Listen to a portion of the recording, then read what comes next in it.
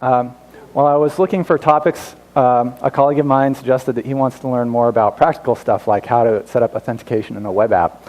And I said, okay, someone's probably figured out how to do that. I'll talk about that. And it turns out that it's just easy enough that I can show you how to do it in less than 5 minutes.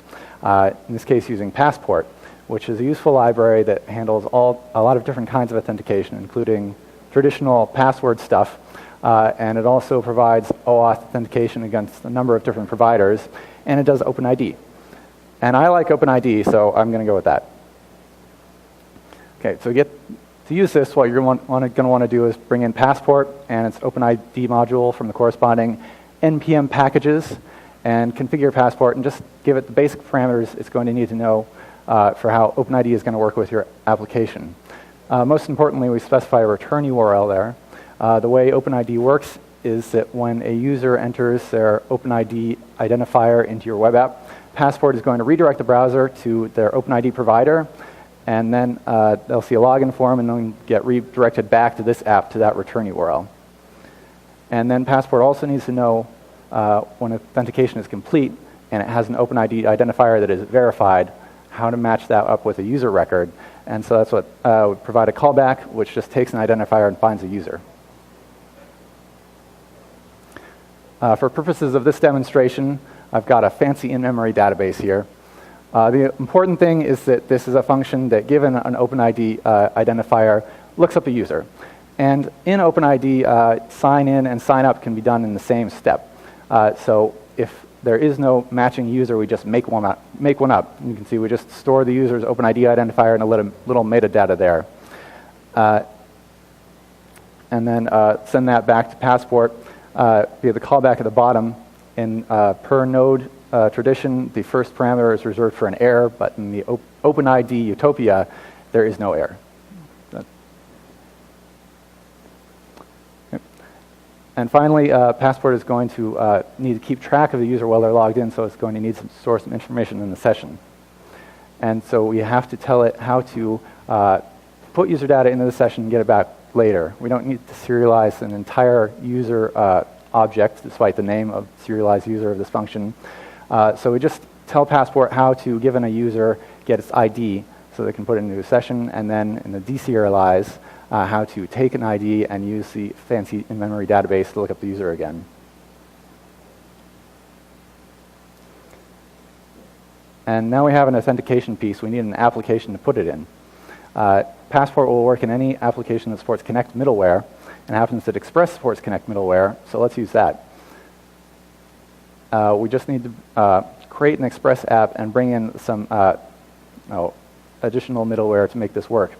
Since Passport needs a session store, we can use the session store that's provided with Express. It's set up here, I believe, by default. It uses the given secret there to encrypt values and put those into cookies. And then we add some Passport middleware, which tells Passport to put stuff into the session and read stuff from the session on each request. And then the other lines there are just kind of dependencies of the Express session. And then we can get to actually programming our app. We need to set up 2 endpoints for handling OpenID authentication. The first one is when the user enters their OpenID URL into their application and posts that to the server, it's going to hit that first route, and that just expects some form data with an OpenID identifier value, and we just send that straight to the Passport helper. Once Passport receives that, it's going to go and redirect the browser.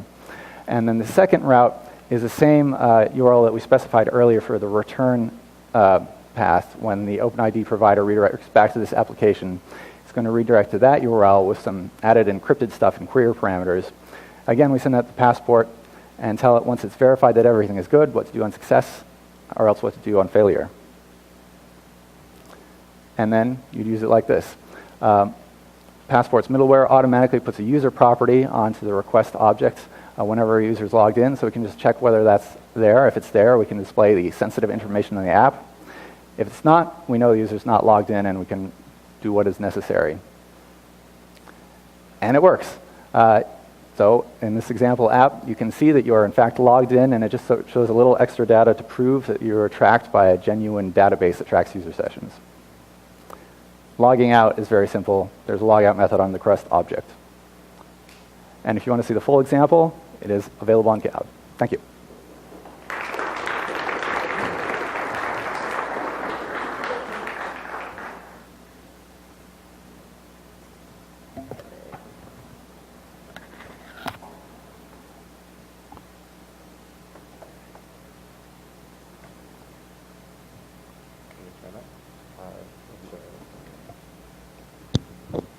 Thanks, Jesse. Now we have Nick, who's going to get the mic on there. Does it sound better with the mic, the whatever, earpiece mic? Good. Anybody? Then it's worth the second to start. All right, how's the sound? Great. Yeah? Okay. All right. Go. How do I advance my slides here? left and right. All right, awesome. Okay, so I'm going to try and as quickly and completely answer the question, what state can my function touch when it's called? All right, I'm Nick Niemeyer, I'm on the internet. So primitives are immutable. Numbers, strings, null, undefined, booleans, these are all passed by value. They can't be changed in place. If you've got a 1, you can't like change the nature of it to be a 2. If you change these things, you can reassign them back over variables, but anything else that had a reference to that value doesn't change, which is great. And then objects are mutable, and everything else is an object. Objects, functions, arrays, dates, regexes, and errors are all objects that can be changed in place. Anytime two pieces of your code have a reference to the same object, that's a place where those pieces of code touch. They're dependent on each other. One can mutate the other, and then you get unexpected results when you call the function again. All right. JavaScript has lexical function level scope. So what that means is that the only level of scope is a function. Blocks are irrelevant. You can get weird errors if you do like function definitions and if blocks, but that's all BS. Really, blocks are irrelevant to your scope. Anything that is defined where the function is defined inside the function. So if you're just reading through your code, you've got a whole bunch of stuff declared, you can access it, and then you've got a function declared in there. All of the variables inside of, or anything inside of that function can access the stuff outside of it. As you try and access a variable inside a function, it goes ahead and marches through the outer scopes until it finds it. As soon as it finds it, it uses that value. When you try and set it, it does the same thing. It tries to find the variable as it goes out to outer scopes. If it doesn't, it defaults to global scope and creates a new variable in your global scope there. So what this means is that an inner variable can shadow an outer variable. As soon as you have a new variable with that name, you can no longer get past it to find the old one that you were looking for. All right. And whenever you call your function, all the arguments to that function are injected into the scope, including things that are undefined, and as well as an arguments array-like object and the this context. So what that means is inside of a function, you can never see an outer function's arguments array-like object or this unless you assign it to another variable or figure out another way to pass it in. So the invocation context, what this actually is inside of a function, depends on how you call that function. So if you call a function using a method invocation, object.function, and then call it, the object that was used is passed in as this, so you can access that and you can change it. If you use function.apply or function.call, you pass the context in explicitly. You decide what you want your function to operate on as this and hand it in. And if you just call a function without any context attached, this is a reference to the global scope. Function.bind is a way to get around all of these ways of calling a function. Basically, you can set the context, and then it returns a new function that is always used in that context, however you pass it, however you invoke it. Which leads us to the worst way to invoke functions, new. New is crazy confusing because it doesn't follow any other rules of JavaScript. What happens is your function gets invoked in the context of an object that is created that inherits from the magic prototype object of your function. Okay, so you've got that new object that then gets injected as this, and then returned at the end for no reason, unless you return another object, and then it just throws it away. So basically, creating things with new lets you create a prototype chain of functions that have references to many objects going up. So when you access something in a prototype chain, you say, object.name. It looks to see if it has it in that object, and if not, it checks the prototype and so on, all the way back to object.prototype, from whence most of these things come. And it works the same way that it does with the scope. As soon as it finds one, it returns that. It doesn't worry about, if there's anything past that, that gets shadowed. You can't see it anymore. Except that when you set it, it sets on the original object that you've got. It doesn't set back where you originally got it. So that means, like, if you've got something like object A that inherits from B, and B has a property, 42, if you say A dot, whatever, and increment that, it saves it back to where you were trying to get it from, not back to where the property was found, the value was found. So JavaScript is crazy dynamic. All of these ways to access and modify state present possible options for abstraction, generalization, and code reuse, but they also represent possible places to confuse ourselves and others, tie our shoes together, and create complex interdependencies. So now you know, and knowing is half the battle. Thanks.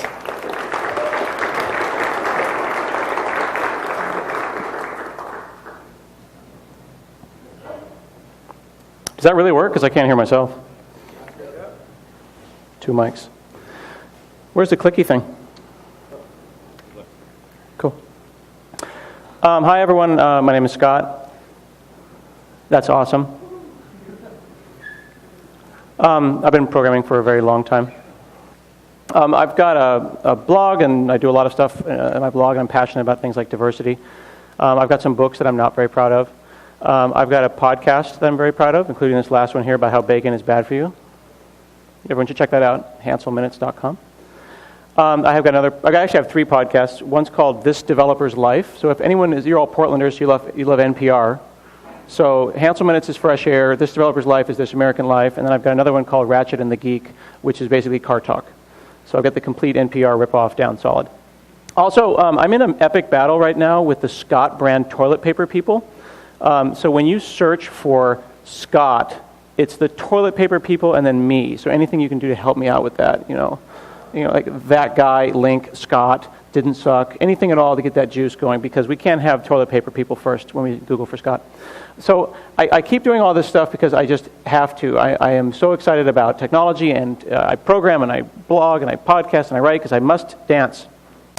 And people will say, how do you stay so productive? How do you do all of these things? And often people will ask your advice, but then not do it. So don't be that person. Don't be an asshole. Turns out that the secret of scaling yourself is that the less stuff that you do, the more you can do. If you do nothing, you can scale infinitely. And here's a chart to prove it. This is a file copy to dev null. All right, the bigger the file, the less that you do, the throughput is fantastic. So do as little as possible. A lot of people feel like, I love that the young gentleman here has got the joke before everyone else did. One of the danger signs when you think like maybe you're overwhelmed, you're not doing enough, is just, I need to work late to keep up. I just got to, tonight, I'll just stay up late. It's a busy time, honey, just January, February time frame, kind of March, April, May, June kind of area, July through December. And then after that, it'll be okay. But people hope that it's going to be okay, but they don't realize that hope is not a strategy to succeed when you are trying to scale and you're trying to get more stuff done. And there's all this information coming into your life, and it really needs to be triaged. And I use the word triage because it's the right word. It's not to sort or to move stuff around in Gmail or to delete. It means to triage. And what do you think about when you think about triage, right? It's this French word that means to sort, to sift, but it's about zombies. The word is about zombies because that's a toe tag right there. And if you zoom in on a toe tag has all the different things that you do when you have a parking lot full of dead people who have been eaten by zombies. What do? You triage those people, right? Are you dead? Okay, get out of my parking lot. Do you have a life-threatening injury? I'm going to deal with you right now. Are you minor? Get out of my parking lot. These are major things that you do. You just handle that. You don't go and just take the first person and then give them a Band-Aid when you've got someone over here who's got like a seeping chest wound. And I think that it's funny that in email and in voicemail, an email that's trying to sell me Viagra is a peer to an email from my boss or the president. Like Obama kept emailing me. And every time I'd open Gmail and be like, hey, Scott, this is from Barack Obama. I'm like, this is oh, no, it's spam. I kept thinking that it could be him at any moment, right? But there was no way to tell the difference. It was really very frustrating. I was trying to triage my life, but everyone was a peer. Plus, you got things like Twitter, which are a huge problem that make your attention, pull your attention. This is a picture of a rat with an electrode directly into his brain, and all he has to do is push that little bar there, just kind of pull that bar down and refresh the kind of the dopamine shot that goes into his brain, right? Just kind of pull to refresh, and it's just like being on a drug. Just pull to refresh, and you get that sense of urgency while no actual work is being done. Just pull to refresh. Remember when there was just one set of footprints on the beach? That's when Jesus unfollowed you on Twitter, because you tweet too much. So what I'm encouraging people to do is do less. Drop packets. Every good system that has flow control drops packets. Communication as a medium by itself is fault tolerant. I mean, we've all had times we've talked to people on cell phones and then sometimes but you understand what they're saying. You still get a general sense of what's going on. You call Brooke up. Dropping the ball is often the right answer. Ethernet does it. AT&T does it. You should do it as well. Now, even though this person is a horrible human being, he had a really great quote here, that being busy is a form of laziness. You meet those kind of like real estate agent types or people who kind of like delete email for a living. I'm so busy, I've got so much stuff going on right now, I'm so busy. It's actually a form of laziness because they're so busy, they're just indiscriminately moving and doing action and freaking out without actually thinking about what it is that they need to be doing. A better human being, David Rakoff, God rest his soul, said that being creative and making something is the opposite of hanging out. So when you really want to get work done, you sprint. Put your head down, you turn your phone off, you turn off anything that could pop up Toast, you turn off Growl, you turn off Skype, you turn off everything, you get off Twitter, and you sprint, and you run. That is the opposite of laziness. So one of the things that I would give you guys as homework to think about when you're trying to scale yourself is stop checking email in the morning. Checking email in the morning is the number one way that you could actually time warp yourself into the afternoon. Like you sit down, you're at Starbucks, I'm working from home, I'm hanging out. Boom, it's 2 o'clock. Okay, I've done nothing. But that email's handled. What is I was going to do today? Okay, it's 4 o'clock. My wife wants you to bring food home tonight. Okay, it's 6 o'clock. I really need to get going, but now I'm really rocking. Can I work late tonight? Because I'm really focused on making actual progress today. That's the kind of feeling you should have at 9:15 in the morning or 11:30 whenever you guys get up, and not at like 3:30, 4 o'clock at night. So I would encourage people to don't put energy into things you don't want more of. Email, if you answer email, you know what will happen? You get more email. Really great way to stop getting email, stop answering it. Best way to get no email. Last thing I want to let you know about is conserving your keystrokes. Turns out that you have a finite number of keystrokes left in your hands before you die. Figure out how old you are, figure out how many words a minute that you type, and do the math. Figure you're going to live to be 80. That's all the keystrokes you have left. So when you email me, I am not going to email you back because I don't know you. I'm not going to give you the gift of my keystrokes. Where should my keystrokes go? They should either go into productive work or into a wiki or a blog or notes or SharePoint or somewhere with a permalink. So I'm never going to email you, but I'll write it up and I'll email you a link to it. Then suddenly my keystrokes have multiplied in their power. Emailing one person is always a waste of time.